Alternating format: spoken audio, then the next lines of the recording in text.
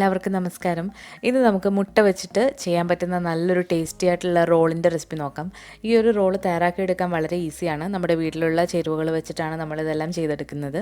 അപ്പോൾ നമുക്ക് ഈ ഒരു സ്നാക്ക് കുട്ടികൾക്ക് ലഞ്ച് ബോക്സിന് കൊടുത്തു വിടാം. അതുപോലെ തന്നെ ലഞ്ചായിട്ടും ബ്രേക്ക്ഫാസ്റ്റായിട്ടും ഡിന്നറായിട്ടും കഴിക്കാൻ പറ്റുന്ന നല്ല ഫില്ലിംഗ് ആയിട്ടുള്ള ഒരു ഹെൽത്തി ആയിട്ടുള്ള സ്നാക്കാണ്. അപ്പോൾ അധികം താമസിയാതെ ഈ ഒരു റോള് എങ്ങനെയാണ് തയ്യാറാക്കി എടുക്കുന്നത് നോക്കാം.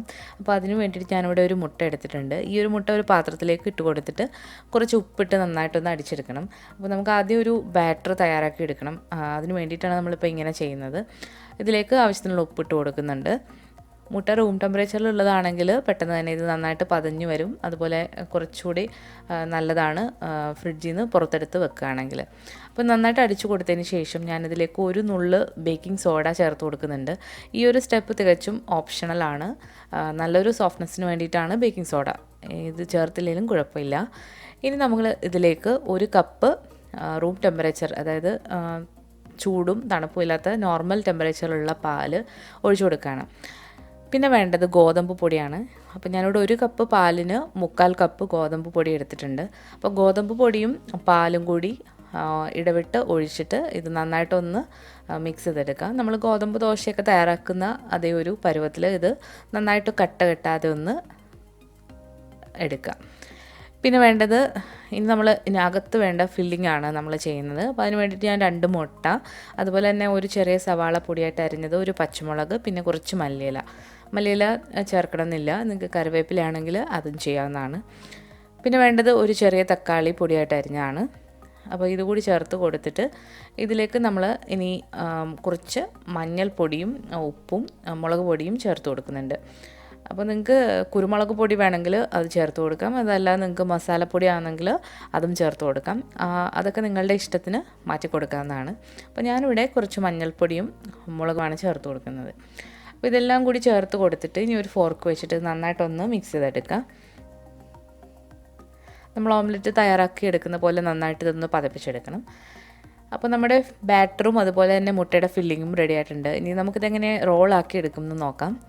ഞാനിവിടെ ഒരു നോൺ സ്റ്റിക്കിൻ്റെ പാനാണ് എടുത്തിട്ടുള്ളത്. അതിലേക്ക് കുറച്ച് എണ്ണ തടവി കൊടുക്കുന്നുണ്ട്. എണ്ണയോ ബട്ടറോ നെയ്യോ ഒക്കെ തടവി കൊടുക്കാവുന്നതാണ്. അപ്പോൾ ഇത് പാൻ നന്നായി ചൂടായി കിടക്കുകയാണ്. ഇതിലേക്ക് നമ്മളിനി ഓരോ തവി ബാറ്റർ ഒഴിച്ചു കൊടുത്തിട്ട് ഒന്ന് ചുറ്റിച്ചെടുക്കുക. ഈ ഒരു റെസിപ്പിയിൽ ഞാൻ ഗോതമ്പ് പൊടിയാണ് എടുത്തിട്ടുള്ളത്. ഇനി ഗോതമ്പ് പൊടിക്ക് പകരം നിങ്ങൾക്ക് മൈദയും എടുക്കാവുന്നതാണ്. ഗോതമ്പ് പൊടിയാണ് ഹെൽത്തി, അതുകൊണ്ടാണ് ഗോതമ്പ് പൊടി എടുത്തത്. അപ്പോൾ ദോശ ഇതുപോലെ ഒന്ന് ചെറുതായിട്ട് കുക്കായി വരുമ്പോഴത്തേക്ക് നമ്മൾ ഈ തയ്യാറാക്കി വെച്ചിരിക്കുന്ന മുട്ടയുടെ കൂട്ട് ഇതിലേക്ക് കുറച്ച് ഒഴിച്ചു കൊടുത്തിട്ട് ഇതുപോലെ ഒന്ന് നിരത്തി കൊടുക്കുക.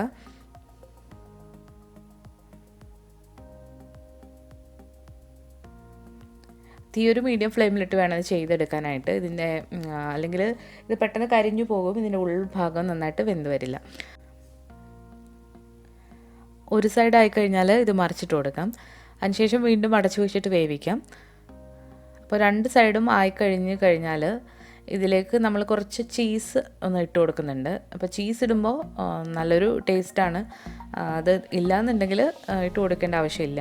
അപ്പോൾ ഞാനിവിടെ പിസ്സയ്ക്കൊക്കെ നമ്മൾ എടുക്കുന്ന മോസറല്ല ചീസാണ് ഇട്ട് കൊടുക്കുന്നത്. ഇത് നിങ്ങളുടെ ഇഷ്ടത്തിനനുസരിച്ചിട്ട് കൂടുകയോ കുറയ്ക്കുകയോ ചെയ്യാവുന്നതാണ്. അപ്പോൾ ചീസ് ഇനി നമുക്കൊന്ന് മെൽറ്റ് ചെയ്തെടുക്കണം. അത് മെൽറ്റ് ചെയ്യാൻ വേണ്ടിയിട്ടൊന്ന് അടച്ചു വെക്കുകയാണ്. നമ്മൾ ആദ്യം തന്നെ ചീസ് ഇട്ട് കൊടുക്കുകയാണെങ്കിൽ ചീസ് പെട്ടെന്ന് മെൽറ്റായിട്ട് അത് കരിഞ്ഞു പോകും. അപ്പോൾ അതാണ് നമ്മൾ ലാസ്റ്റ് ഇങ്ങനെ ചേർത്ത് കൊടുക്കുന്നത്. ഇപ്പോൾ നമ്മുടെ എഗ് റോളിന് വേണ്ടിയിട്ടുള്ള ഇത് തയ്യാറായിട്ടുണ്ട്. അപ്പോൾ ഇനി നമുക്കിത് റോൾ ചെയ്തെടുക്കാം. അപ്പോൾ ഇത് ചെറിയ ചൂടോടെ തന്നെ ഇത് റോൾ ചെയ്തെടുക്കുക. ഇപ്പോൾ റോൾ ചെയ്തിട്ട് നിങ്ങൾക്ക് ഇങ്ങനെ തന്നെ കഴിക്കാം, അല്ലെങ്കിൽ ഇതുപോലെ ചെറിയ പീസുകളാക്കി മുറിച്ചിട്ട് കഴിക്കാവുന്നതാണ്. കുട്ടികൾക്ക് കൊടുക്കുകയാണെങ്കിൽ ഇതുപോലെ കട്ട് ചെയ്ത് കൊടുക്കുകയാണെങ്കിൽ അവർക്ക് കഴിക്കാനായിട്ട് കുറച്ച് ഇൻട്രസ്റ്റ് വരും. ലഞ്ച് ബോക്സിലൊക്കെ ഇത് കൊടുത്തുവിടാൻ പറ്റിയ നല്ലൊരു ഹെൽത്തി ആയിട്ടുള്ള സ്നാക്കാണ്. അപ്പോൾ എന്തായാലും എല്ലാവരും ട്രൈ ചെയ്ത് നോക്കിയിട്ട് നിങ്ങളുടെ ഫീഡ്ബാക്ക്സ് അറിയിക്കുക. വളരെ ഈസിയാണ് തയ്യാറാക്കി എടുക്കാൻ, അതുപോലെ തന്നെ കഴിക്കാനായിട്ട് നല്ല ടേസ്റ്റി ആയിട്ടുള്ള ഒരു സ്നാക്കാണ്. അപ്പോൾ നിങ്ങൾക്ക് ഈ ഒരു മുട്ടയുടെ ഫില്ലിങ്ങിലേക്ക് നിങ്ങൾക്ക് ഇഷ്ടമുള്ളതൊക്കെ ചേർത്ത് കൊടുക്കാം. ഇനി ചിക്കൻ അതുപോലെയുള്ള നിങ്ങളുടെ ലോജിക്ക് അനുസരിച്ചിട്ട് ചേർത്ത് കൊടുക്കാവുന്നതാണ്. അപ്പോൾ എന്തായാലും ഈ ഒരു റെസിപ്പി നിങ്ങൾ ട്രൈ ചെയ്ത് നോക്കുക. അതുപോലെ നിങ്ങളുടെ അഭിപ്രായങ്ങളൊക്കെ കമൻസിലൂടെ അറിയിക്കുക. നമ്മുടെ ചാനൽ പുതിയതായിട്ടാണ് കാണുന്നതെങ്കിൽ ഒന്ന് സബ്സ്ക്രൈബ് ചെയ്തിട്ട് റൈറ്റ് സൈഡിലായിട്ട് കാണുന്ന ബെല്ലൈക്കൺ കൂടി ഒന്ന് ക്ലിക്ക് ചെയ്യണം. അപ്പോൾ പുതിയൊരു റെസിപ്പി ആയിട്ട് വീണ്ടും വരുന്നതാണ്. താങ്ക്